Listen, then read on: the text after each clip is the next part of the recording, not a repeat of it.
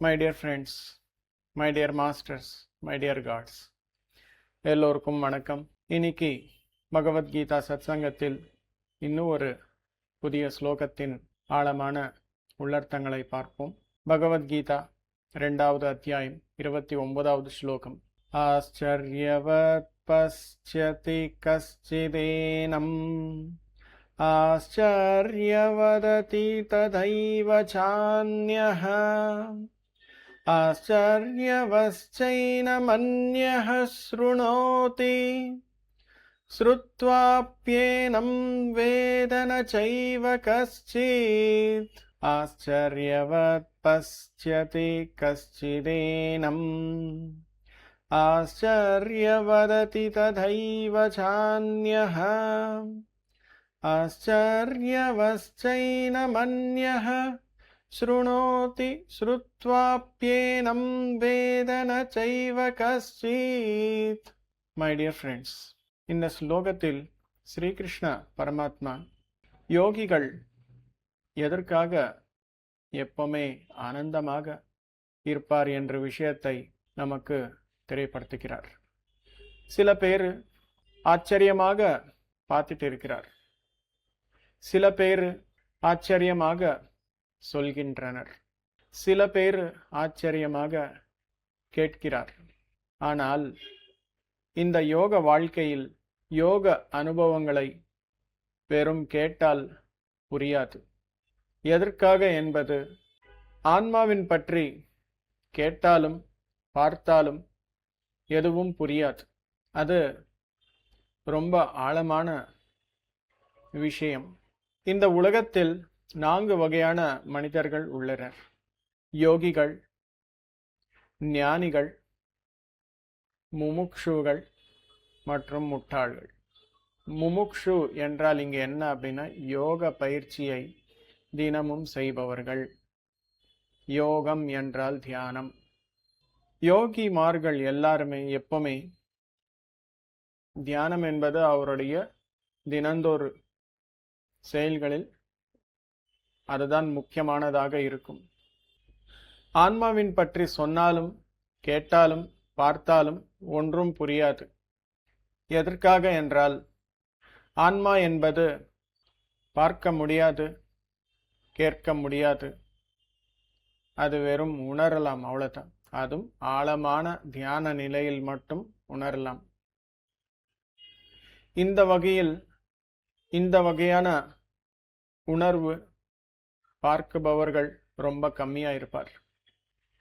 எப்போ யோகிமார்கள் தியானத்துல இருப்பார்களோ அவருடைய ஆன்மாவின் பயணத்தில் நிறைய அனுபவங்கள் என்பது அவருக்கு கிடைக்கும். தியானத்தில் இப்படி இருப்பார், ஆனா அவருடைய ஆன்மாவை பார்த்து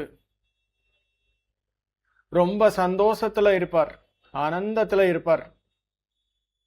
ஏதோ கண்களை மூடி சும்மா உட்கார்ந்திருக்கிறார் அப்படின்னு சொல்லி நமக்கு தெரியுது, அவ்வளவுதான். ஆனா உள்ளுக்குள் அந்த யோகி என்பவன் தியானத்தில் அந்த ஆன்ம அனுபவம் என்பது அவருக்கு கிடைக்கும். இங்கே யார் பார்க்கிறார்களோ அவரும் மற்றும் பார்க்கப்படுவது எதுவோ அதுவும் ரெண்டும் ஒண்ணுதான். இந்த விஷயம் ரொம்ப ஆழமான விஷயம். The seer and seeing both are same. You have to understand it very very deep. இது எல்லாருக்குமே புரியாது. அதற்காக யோகி என்பவன் உள்ளுக்குள்ள எப்பவுமே ஆழமான தியானத்தில் இருப்பார். இவர் அந்த தியான அனுபவங்களில், ஆன்ம அனுபவங்களில் ரொம்ப ஆழமான சந்தோஷத்தில் இருப்பார். இவரு தியானம் முடிச்சதுக்கு அப்புறம் எல்லார் கூடயும் பகிர்ந்துக்கணும் என்னுடைய அனுபவம் என்ற எப்பவுமே ஆசைப்படுவார். இந்த நேரத்தில் அவருடைய ஆன்ம அனுபவங்கள் எல்லாமே பகிர்க்கணும் அப்படின்னா பக்கத்தில் இருக்கும் அனைத்து ஆன்ம ஞானிகள், அதாவது யாரெல்லாம் இந்த வகையான அனுபவங்கள் பெற்று புது அனுபவங்களுக்காக காத்துட்டு இருப்பார்களோ அவர்தான் ஆன்ம ஞானிகள். அந்த ஆன்ம ஞானிகள் இவரும் கேட்டு, ஓ, இந்த வகையான ஆன்மானுபவம் எப்பவுமே எனக்கு வந்தது கிடையாது, ரொம்ப அற்புதமாக இருக்கு, ரொம்ப ஆச்சரியமா இருக்கு கேட்கறதுக்கு அப்படின்னு சொல்லி இந்த ஞானிகளும் ஆச்சரியத்தில் இருப்பார், அதிசயத்தில் இருப்பார். அதுக்கப்புறம் இந்த முமுக்ஷு என்ன சொல்லப்படுகிறார், யோக சாதகர்கள். இவருக்கு எந்த அனுபவமும் இல்லை, இன்னும் பயணத்துல இருக்கிறார். தியானத்தில் உள்முகமாக்கி ஆழமான தியானத்திற்கு போக வேண்டியதாக பயிற்சியில இருப்பார். இவரும் கேட்பார், எனக்கு எப்போ வருதோ இந்த வகையான அனுபவங்கள் எல்லாம் அப்படின்னு சொல்லி விருப்பப்பட்டு கேட்பார். ஏதோ ஒரு நாள் இவரும் கூட அந்த அதிசயம் என்பது கண்டிப்பா பார்ப்பார். அதுக்கு அடுத்தது, எல்லாம் கேட்டாலும் எல்லாம் புரிந்தாலும் எந்த வகையான செயல்களும் செய்யாமல் சும்மா நேரம் வீணாப்பார் சில பேர். அவர்தான் முட்டாள்கள். யாராலையும் இவங்களை உயர்ந்த நிலைக்கு கொண்டு வருவதற்கு வாய்ப்பே இல்லை. இந்த வகையான அதிசயம் என்பது நமக்கும் வரணும் என்றால் தினமும் தியானம் என்பது செய்யணும். குவாலிட்டி மெடிடேஷன் என்பது மிக்க முக்கியமானது. உள்பயணம் என்பது மிக்க முக்கியமானது. ஒரு அனுபவம் வந்தா யூ ஆர் என்லைட்டன்ட். இந்த வகையான அனுபவங்கள் கேட்கணும் என்றால் தினமும் சத்சங்கம் என்பது செய்யணும்.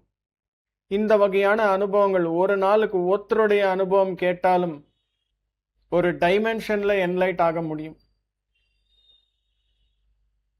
எத்தனை ஆண்டுகள் இந்த உலகத்தில் உயிரோட இருக்கிறோமோ அத்தனை நாளும் ஒவ்வொருத்தருடைய அனுபவம் கேட்டாலும் ஆயிரக்கணக்கான டைமென்ஷன்ஸ்ல நாம என்லைட் ஆக முடியும். மை டியர் ஃப்ரெண்ட்ஸ், இந்த உலகத்தில் மற்றும் மேல உலகத்தில் தெரிஞ்சுக்க வேண்டியது அத்தனை உள்ளது. இந்த விஷயங்கள் எல்லாமே பார்த்து பார்த்து யோகிகள் எல்லாமே எப்பவுமே ஆச்சரியமாக இருப்பார்கள்.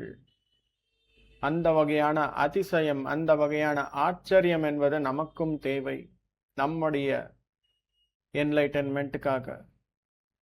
அதற்காக மை டியர் ஃப்ரெண்ட்ஸ், ஸ்ரீகிருஷ்ண பரமாத்மா சொன்னபடி நாமும் ஒரு யோகியாக மாறி தினமும் தியானம், சத்சங்கம் மற்றும் ஆன்மீக புத்தகங்களை வாசித்தால் நம்முடைய வாழ்க்கையும் அற்புதமாக ஆச்சரியமாக இருக்கும்.